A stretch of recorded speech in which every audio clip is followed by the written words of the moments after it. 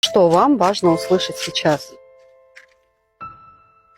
Разрушаются ваши ожидания. То есть уходит та тема, когда вам постоянно чего-то приходилось ждать. Любви, денег, одобрения, подтверждения. Сейчас постепенно формируется тот момент, когда вы становитесь настолько ценным для людей, для финансового потока и даже для самого себя.